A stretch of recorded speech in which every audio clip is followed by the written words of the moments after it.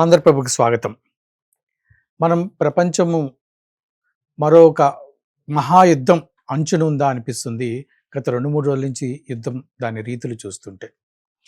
ముఖ్యంగా Iran supreme లీడర్‌ని అంతం చేసిన తీరు, దాని వెనకాల అమెరికాకు ఉన్నటువంటి వ్యూహం, అలాగే సీఐఏ, మొసాద్ వీళ్ళ యొక్క ఇంటెలిజెన్సీ, లైవ్ ఇంటెలిజెన్సీ వాళ్ళు ఎక్కడెక్కడ తిరుగుతున్నారు, ఏమేమవుతున్నాయి ఇన్ఫర్మేషన్‌ను ఇజ్రాయెల్‌కి చేరడం. అంతేకాకుండా ఇరాన్ విషయంలో చూస్తే defence system failure. China made defence system ఏదైతే ఉందో అది ఇరాన్ విషయంలో ఫెయిల్ అయింది. ఇవన్నీ కొన్ని వీటి వెనకాల ఒక టెక్నికల్ ఆస్పెక్ట్స్ కొన్ని చాలా ఉంటాయి. సో ఇవి మనం అర్థం చేసుకోవడం కొంచెం కష్టమే సామాన్యుల్లాగా. అయితే ఈ వీడియో కొంచెం ఈ విషయాల మీద మనం చర్చిద్దాం. మనతోటి ఉన్నారు మేజర్ శ్రీనివాసరావు గారు. వారిని అడిగి తెలుసుకుందాం. వారు ఈ డిఫెన్స్ సిస్టమ్‌కి సంబంధించి చాలా నాలెడ్జబుల్ పర్సన్.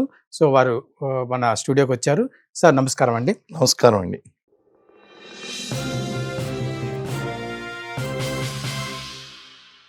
సార్ మొదట భారత్ తోటి స్టార్ట్ చేద్దాం సార్.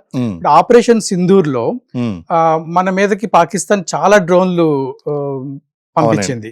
అయితే ఇక్కడ ఎక్కడ కూడా మనకి కొలెటరల్ డ్యామేజ్ చాలా తక్కువగా అనిపించింది. అన్నిటిని మన డిఫెన్స్ సిస్టమ్ వాటిని ఎదుర్కొనగలిగింది. కానీ ఇక్కడ చూస్తే ఇరాన్ యొక్క డిఫెన్స్ సిస్టమ్ ఇలా ఎందుకు పనిచేయలేదు? ఇరానే కాదు, ఇప్పుడు మిగతా ఈ ఖతార్ వీటిపైన కూడా ఇరాన్ వేస్తుంది. వాళ్ళ డిఫెన్స్ సిస్టమ్ ఎందుకు పనిచేయట్లేదు? దీని గురించి కొంచెం మాకు ఎక్స్ప్లెయిన్ చేస్తారా? డెఫినెట్లీ అండి. మనకు ఆపరేషన్ సింధూర్లో కనుక చూస్తే కనుక భారతదేశము అద్భుతమైనటువంటి ప్రతిభా పాఠవాలు మన డిఫెన్స్ సిస్టమ్ ప్రదర్శించింది. అన్నిటికంటే మెయిన్ ఎయిర్ డిఫెన్స్ సిస్టమ్ అండి. అక్కడ నెంబర్ ఆఫ్ డ్రోన్స్ అనేటువంటివి పంపించాయి. వీళ్ళు ఆ టైంలోనే మనకి ఇజ్రాయెల్ పాలస్తీనా గొడవ జరిగినప్పుడు ఐరన్ డోమ్ ని బ్రేక్ చేసుకుని డ్రోన్స్ పంపించేశారు. ఎప్పుడైతే పంపించారో అదే విధంగా పాకిస్తాన్ కూడా ఏమనుకుంది అంటే, మా దగ్గర డ్రోన్స్ ఉన్నాయి, కొత్త డ్రోన్ టెక్నాలజీ ఉపయోగిస్తున్నాం, ఈ దెబ్బతో మొత్తం ఇండియన్ ఆర్మీ అంతా కూడా షాటర్ అయిపోతుంది, మనం ఒక రకంగా చెప్పాలంటే బేభత్సాన్ని సృష్టించవచ్చు అని ఊహించింది.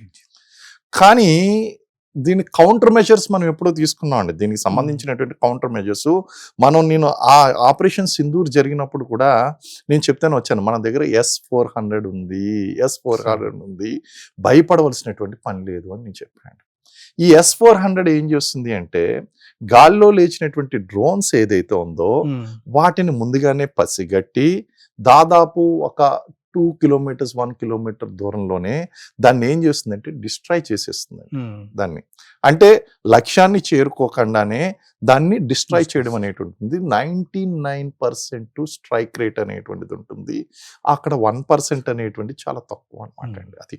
సో ఏదైనా 1 మిస్ అయ్యి వచ్చినాయి అంటే అది. సో S-400 మనం రష్యా నుంచి దిగుమతి చేసుకున్నాం. ఇప్పుడు కాదండి, ఇప్పుడు ఇయర్స్ బ్యాకే మనం ఇలాంటిదన్నీ కూడా ఈ మోడర్న్ వార్ఫేర్లో జరిగేటువంటి అన్నీ కూడా ఏంటి అంటే టెక్నికల్ వార్ఫేర్ అండి.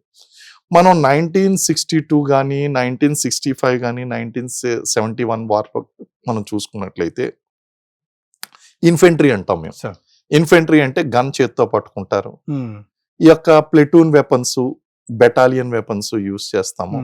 5 కిలోమీటర్స్ రేంజ్లో ఉన్నటువంటి వితిన్ 5 కిలోమీటర్స్ రేంజ్లో ఉన్నటువంటి battle, close battle, hand to hand battle అని చెప్పేసి పిలుస్తాం.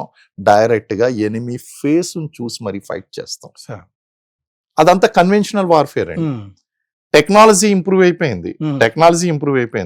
టెక్నాలజీలో ఎన్ని మార్పులు వచ్చినాయి అంటే, అప్పుడున్నటువంటి వార్ఫేర్కి ఇప్పుడున్నటువంటి వార్ఫేర్కి కంపేర్ చేసి మీరు జనాలందరికీ అర్థమయ్యేటువంటి లాంగ్వేజ్లో చెప్పండి అంటే టెలిఫోన్ లాంగ్వేజ్లో మాట్లాడతాను.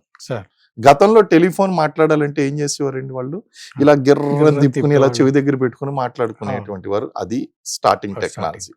ఆ తర్వాత నెమ్మదిగా ఈ ల్యాండ్ లైన్స్ ఏదైతే వచ్చి దాన్ని స్టైల్గా ఆ డైలర్ అనేటువంటిది పోయింది. డైలర్ పోయి స్విచ్చెస్ నొక్కున్నారు.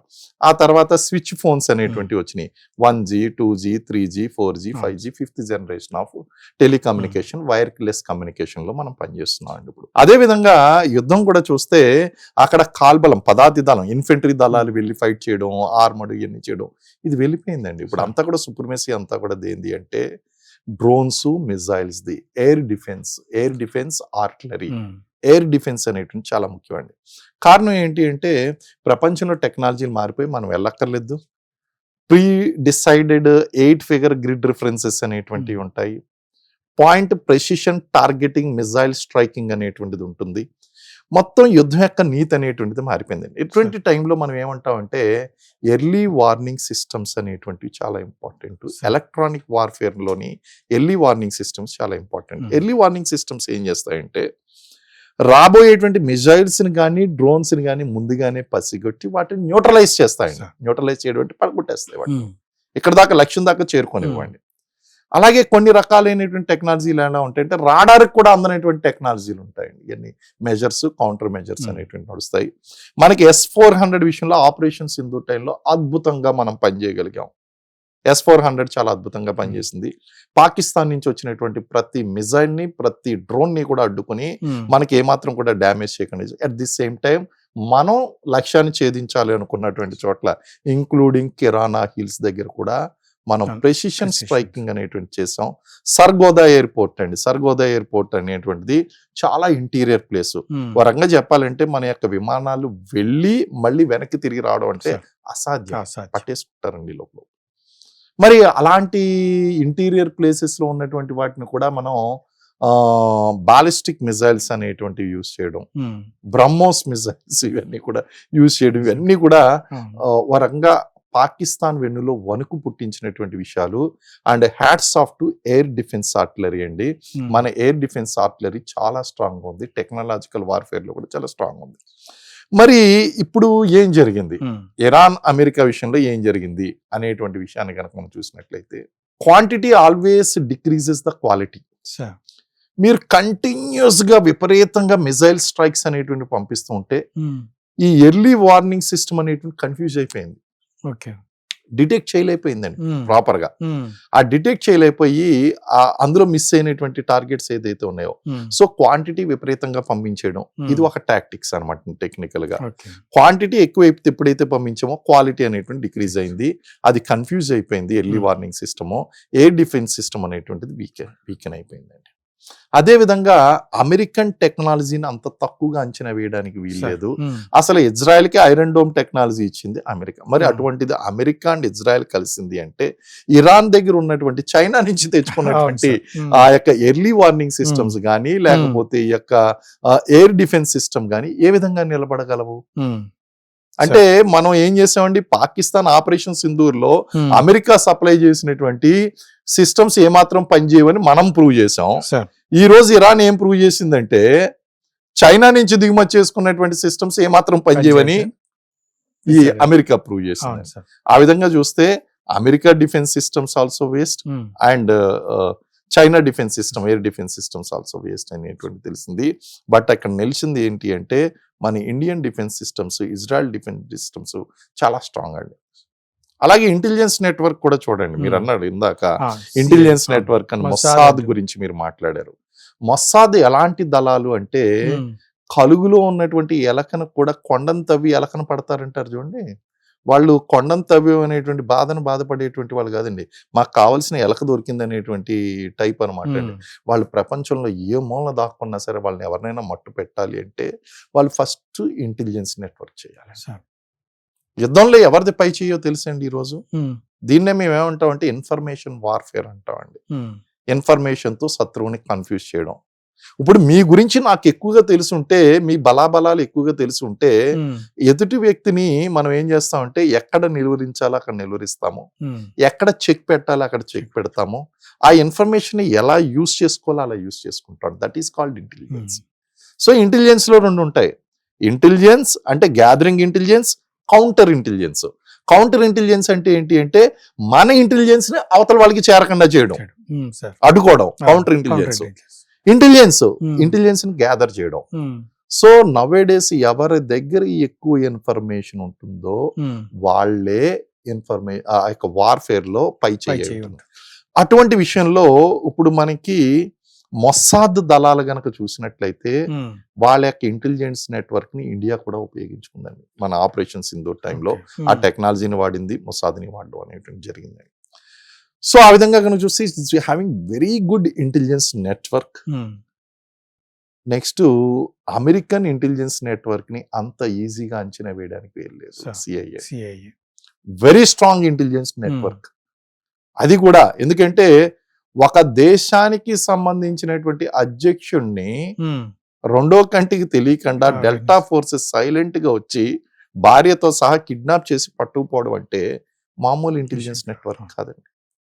అలాగే ఒసామా బిన్ లాడెన్ ఎక్కడో దాక్కున్నటువంటి వ్యక్తి, బయట ప్రపంచానికి కనిపించకుండా 15-20 అడుగుల గోడలు ఎత్తుగా కట్టుకుని బయటికి రాకుండా వెళ్ళేటువంటి వాళ్ళే. అటువంటి దాంట్లో ఒక డాక్టర్ని పంపించారు వ్యాక్సిన్ Hmm. ఇస్తున్నాం అనేటువంటి నేపంతో. అలాగే శాటిలైట్ పిక్చర్స్ తీసుకున్నారు, క్రికెట్ బాల్ పంపించారు. ఉమ్, ఇలాంటివన్నీ కూడా యాక్షన్స్ అన్ని చేసి చిన్న చిన్న విషయాలతో ఇంటెలిజెన్స్ నెట్వర్క్ అనేది ఈ అధ్యక్షుని కూడా చంపేటువంటి విషయంలో ఎంత స్ట్రాంగ్ ప్రిసైజ్డ్ ఇంటెలిజెన్స్ నెట్వర్క్ వాడారు అంటే, యాక్చువల్గా అమెరికా ఎప్పుడు స్ట్రైక్ చేయాలనుకున్నది అంటే 30 బాలిస్టిక్ మిజైల్స్ వాడారండి ఇక్కడ. ఉమ్, ఈ బాలిస్టిక్ మిజైల్స్ ని ఎలా వాడారు అంటే లగాతారు ఎట్ ఏ టైంలో కంటిన్యూస్ గా కొట్టారు. ఉమ్, అది early warning systems, radar system కూడా వాళ్ళ air Confused. Defence system fail అయిపోయిందండి. అది ఫెయిల్ అవడానికి ఇందాక పాయింట్ కి యాడ్ చేస్తున్నాను ఇంకోటి, సైబర్ అటాక్స్. ah, అంటే ఆ యొక్క ఎయిర్ డిఫెన్స్ సిస్టమ్స్ కూడా పనిచేయకుండా చేయాలి అంటే సైబర్ అటాక్స్ చేసి వాటిని జామర్స్ ద్వారా ఉమ్, జామ్ చేయొచ్చు, లేకపోతే సైబర్ అటాక్స్ చేసి అది పనిచేయకుండా చేసేయచ్చు. ఉమ్, ఇన్ని ప్రాబబిలిటీస్ ఉన్నాయి. అయితే వీళ్ళ ఇంటెలిజెన్స్ నెట్వర్క్ ఎంత స్ట్రాంగ్ గా ఉంది అంటే, ఉమ్, అది బిఫోర్ తెల్లవారుజామున జరిగింది కదా అవును. నిన్ను చంపేయడం, అది అప్పుడు జరగవలసినటువంటి అటాక్ కాదు. ఉమ్, అసలు ప్రీ ప్లాన్డ్ ఏంటి అంటే ముందు రోజు నైటే జరిగిపోవాలండి అది. ఉమ్, మనకు ఆ వార్త ఎప్పుడు వచ్చేసేయాలంటే మొదటి రోజు యుద్ధం ప్రారంభమైనటువంటి నైట్నే వచ్చేసేయాలి. వచ్చేసింది.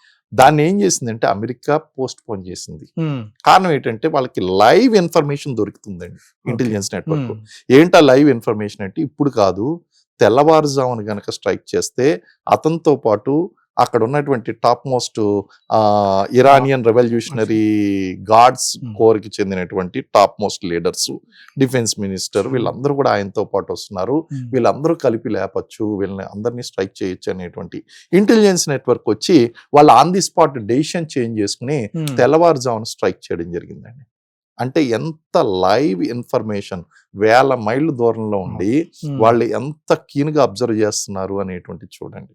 చేసి ప్రెసిషన్ గైడెడ్ మిజైల్స్ అంటారు వీటిని. ఏమంటారంటే ప్రెసిషన్ గైడెడ్ మిజైల్స్, బంకర్ బర్స్టర్స్ అంటారు. లేకపోతే గనక ఆ deep penetration, bunker penetrating missiles అని చెప్పేసి అంటారు. అంటే ఏంటంటే పెనిట్రేట్ చేయడం అంటే దిగిపోతాయి అనమాట అండి. వీటికి ఉన్నటువంటి స్పెషాలిటీ ఏంటి అంటే, ఉమ్, ఒక బంకర్ పెనిట్రేషన్ మిజైల్ ఏదైతే ఉందో అది స్ట్రైట్ అవే కాంక్రీట్, ఇంత లావు కాంక్రీట్ ఏదైతే ఉందో ఉమ్, ఆ కాంక్రీట్ ను కూడా చొచ్చుకుని లోపలికి వెళ్ళిపోయి ఉమ్, అక్కడ పడి ఆ తర్వాత యాక్టివేట్ అయ్యి అప్పుడు పేలుతుంది అనమాట. ఓకే. ఉమ్, అందుకే వీటిని బంకర్ పెనిట్రేటింగ్ అని, బంకర్ బర్స్టర్స్ అని, బర్స్టర్స్. బంకర్ బర్స్ట్ చేసేటువంటిదని పిలుస్తూ ఉంటారండి. ఉమ్, అలాంటి టెక్నాలజీని వాడి వీళ్ళు ఏం చేశారంటే ఆయతుల్లా అలీ ఖమేనీని ఉమ్, అంతం చేసి ఒక సిద్ధాంతం మీద దెబ్బ కొట్టారండి. సార్. మీరు ఇందాక అడుగుతున్నప్పుడు కూడా జనరల్ డిస్కషన్ లో ఒక మాట అడిగారు, సార్ ఎందుకు ఖమేనీని అంతం చేయవలసి చేయవలసి వచ్చింది? వచ్చింది. ఇందాక మీరు ఆ, మాట్లాడుతున్నప్పుడు అన్నటువంటి మాట ఎందుకు చేయవలసి వచ్చిందంటే, ఇది మోడర్న్ వార్ఫేర్ లో లీడర్షిప్ డీక్యాపిటైజేషన్ అంటామండి. ఉమ్, మోడర్న్ వార్ఫేర్ లో డీక్యాపిటైజేషన్ అనేటువంటిది మోస్ట్ యూజ్డ్ టాక్టిక్స్. ఉమ్, కారణం ఏంటంటే ఇక్కడ మెయిన్ లీడర్ ఎవరైతే ఉన్నారో ఉమ్, అతన్ని అంతం చేసేయండి. ఆ, అంతం చేసేస్తే దాని యొక్క ఇంపాక్ట్ ఎలా ఉంటుందంటే, ఫస్ట్ అంతా కూడా గందరగోళం, ఏం జరుగుతుంది, ఉమ్, కన్ఫ్యూజన్ లో పడిపోతారు. సార్. లీడర్షిప్ లేదు కదా, అవును. లీడర్షిప్ ని మీరు డీక్యాపిటైజేషన్ చేశారు, అతను నిర్వీర్యం చేసేసారు అతన్ని. మీకు ఇన్స్ట్రక్షన్స్ ఎవరి దగ్గర నుంచి తీసుకోవాలి ఇప్పుడు? Correct. ఎవరు నెక్స్ట్ లీడరు, Hmm. ఐడియాలజీ ఏంటి, యుద్ధాన్ని ఎన్ని రోజులు కొనసాగించాలి, ఏం చేయాలి? ఒకవేళ కర్మ కాలింది అంటే వాళ్ళకి చీలికలు కూడా వచ్చేస్తాయండి. కానీ ఇక్కడ అమెరికా కొంత భంగపాటు పడిందని చెప్పొచ్చా సార్? భంగపాటు పడిందండి. Hmm. కారణం ఏంటి అంటే వాళ్ళు ఇమీడియట్ గా రియాక్ట్ అయ్యారు. అవును. సో ఈ ఈ మోడర్న్ వార్ఫేర్ లో లీడర్ ని టార్గెట్ చేయడానికి ప్రధానమైనటువంటి Hmm. కారణం ఏంటి అంటే, ఫస్ట్ వాళ్ళు ఏమనుకున్నారంటే అక్కడ లీడర్షిప్ అనేటువంటి లేకుండా చేస్తే కనుక వీళ్ళు బీతాహుతులు అయిపోతారు, అవును. చిత్తరబిత్తర అయిపోతారు, అసలు ఏమి కనిపించదు, Hmm. ఏం చేయాలో అర్థం కాదు అని అనుకున్నారు. కానీ దానికి వ్యతిరేకంగా జరిగింది. ఇతనే జరిగింది. ఇమీడియట్ గా అక్కడ తీసుకున్నటువంటి చర్యలు కూడా ఆ విధంగా ఉన్నాయండి. నెక్స్ట్ ఇంకోటి ఏంటంటే, it is having a large impact on troops. Sir. మన ప్రేక్షకులకు అర్థం కావాలంటే నేను ఒకసారి ఆ యుద్ధ రంగంలో ఉన్నటువంటి టెర్మినాలజీ వదిలిపేసి common man language terminology use చేస్తాను.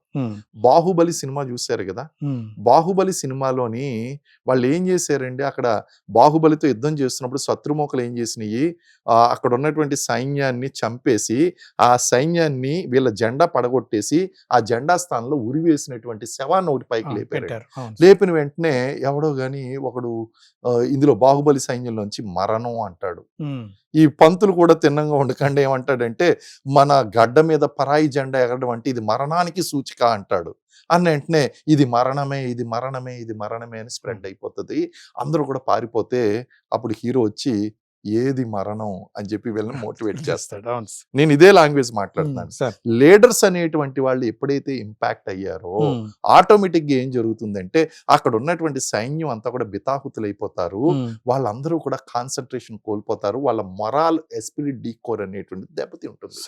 మొరాల్ అంటే ఏంటంటే ఉత్సాహం అనమాట అండి. చంపాలి, చావనైనా చావాలి లేదా చంపాలి అనేటువంటి కసినే మొరాల్ అంటాం. సో ఆ మొరాల్ అనేటువంటి దెబ్బ తినేస్తుందండి. దెబ్బ తినేసేసరికి ఆటోమేటిక్గా పై చెయ్యి ఎవరైతే లీడర్ని చంపేశారో వాళ్ళది పై చెయ్యి అయిపోతుంది. అమెరికా ఇదే టాక్టిక్స్ ఉపయోగించింది. అయితే మీరు అన్నటువంటి ఈ విషయంలో అమెరికా భంగపాటు పడడానికి గల కారణం ఏంటంటే ఇమీడియట్గా ఆయన కొడుకు ఏదైతుందో ముస్తాబా ఖమేని ఆయన లీడర్షిప్ అనేటువంటిది టెంపరీగా ప్రకటించడం జరిగింది.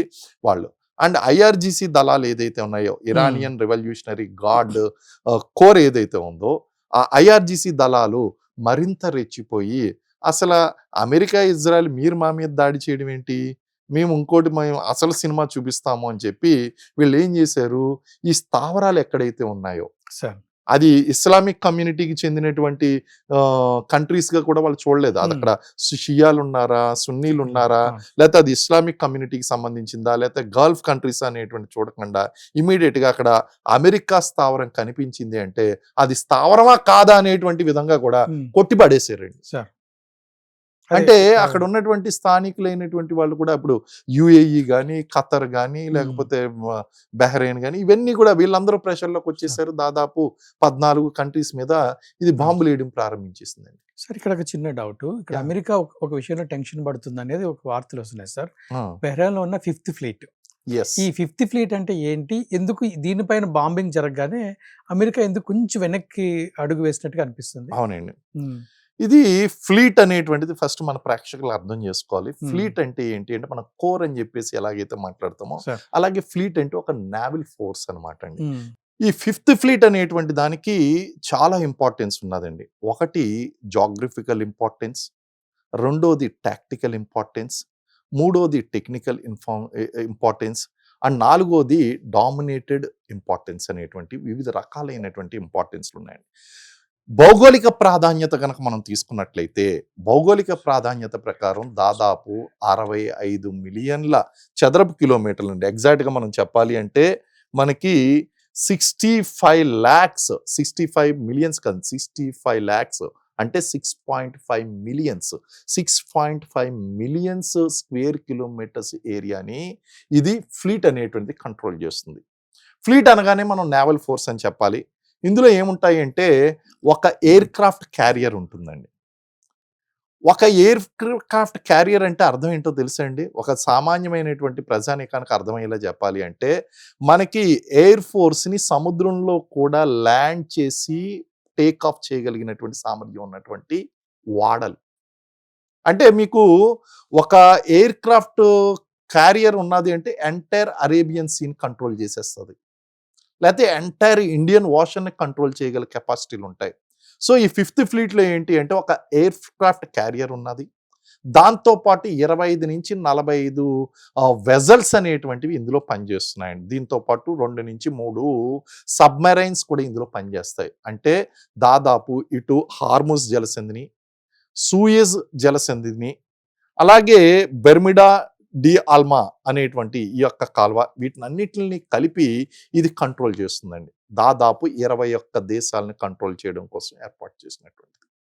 1995లో ఈ మధ్యప్రాచ్యంలో గల్ఫ్ ప్రాంతంలో అమెరికన్ యొక్క సుప్రిమసీని కాపాడుకోవడం కోసం సోవియట్ రష్యా ఎప్పుడైతే అంతమైందో అప్పుడు తీసుకొచ్చినటువంటి ఫ్లీట్ ఇది. ఇది నాట్ ఓన్లీ సరే ఇప్పుడు జాగ్రఫీలుగా నేను చెప్పాను, అలాగే వెపన్స్ వైజ్ చెప్పాను. ఇప్పుడు టాక్టికల్ వైజ్ గనక మనం చూసినట్లయితే it is not just a fleet.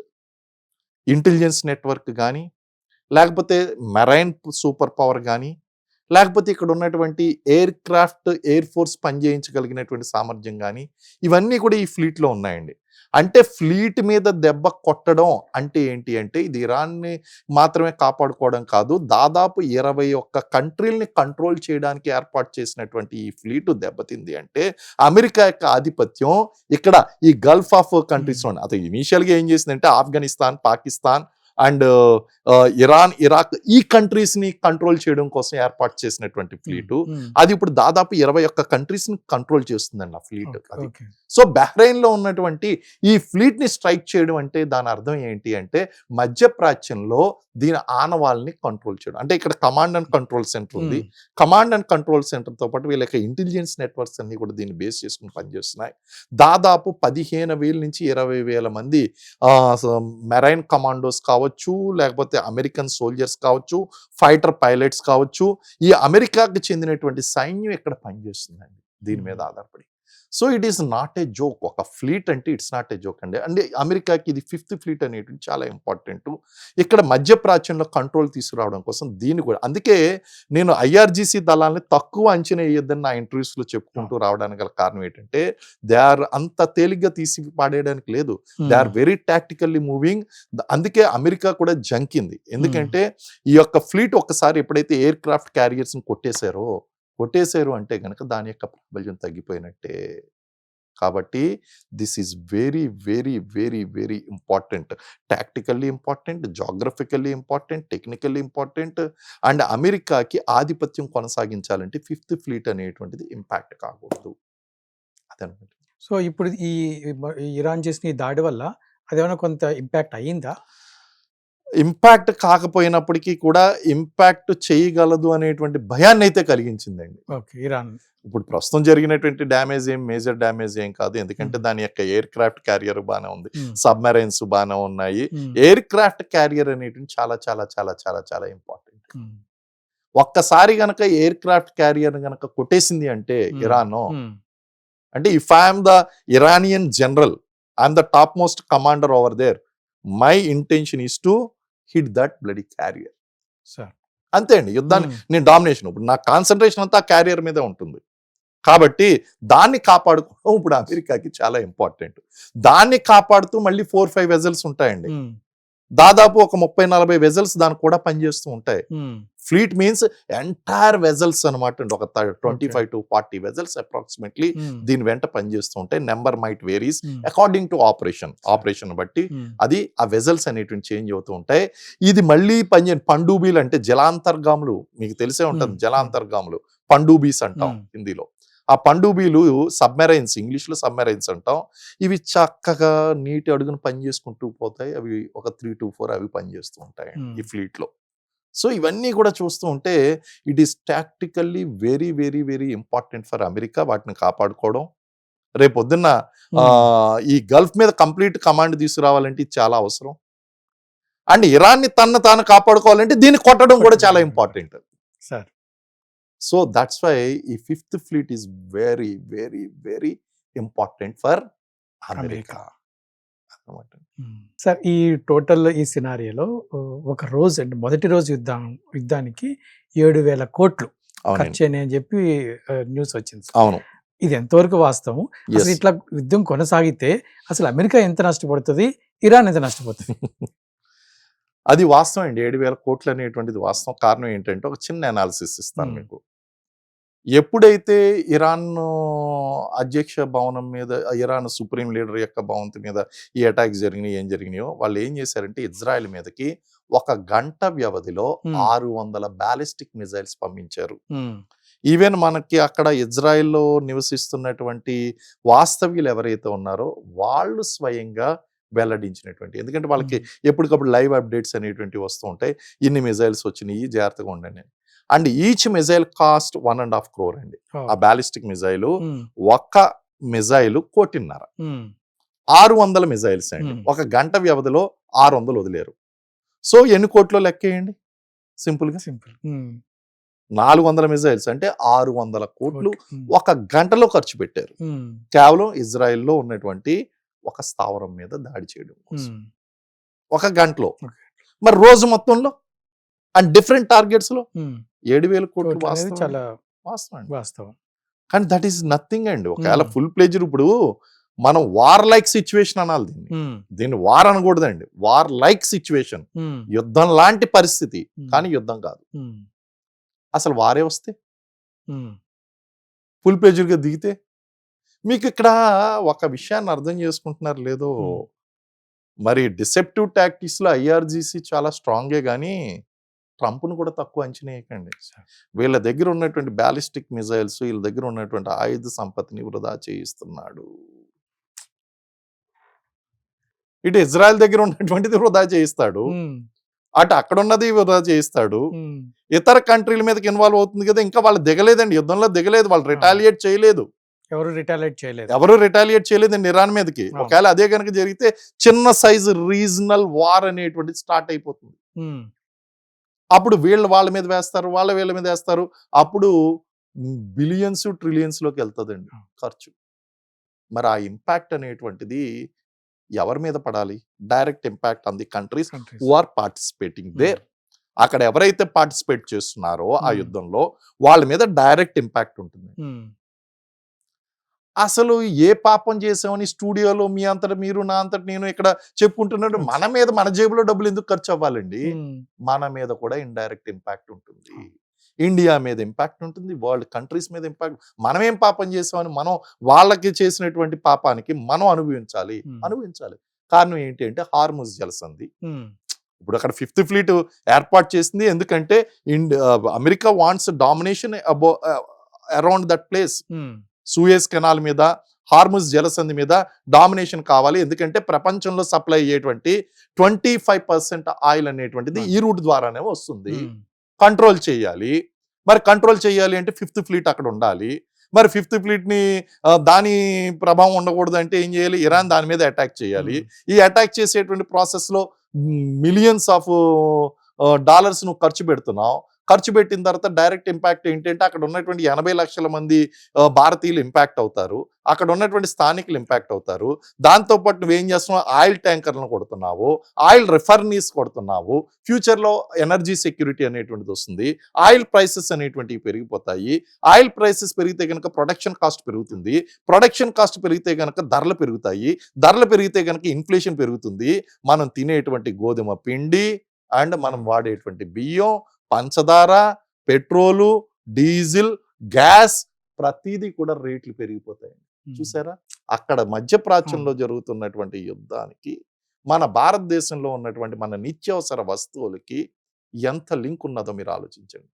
అలా ఎంతో ముద్దుగా త్వరలో బంగారం పెరిగిపోతుంది, ఇన్వెస్ట్ చేయండి అని చెప్పి మధ్యతరగతి ప్రజలతో సహా గ్రాము, 2 గ్రాములో, 10 గ్రాములో, తులం ఉన్నారు, 10 తులాలో కొనుక్కుంటున్నారు. కొనిపించే దళారులు, దళారులు వీళ్ళందరూ ఉన్నారు. ఇప్పుడు నిజంగానే పెరిగిపోద్ది, ఖచ్చితంగా పెరిగిపోద్ది.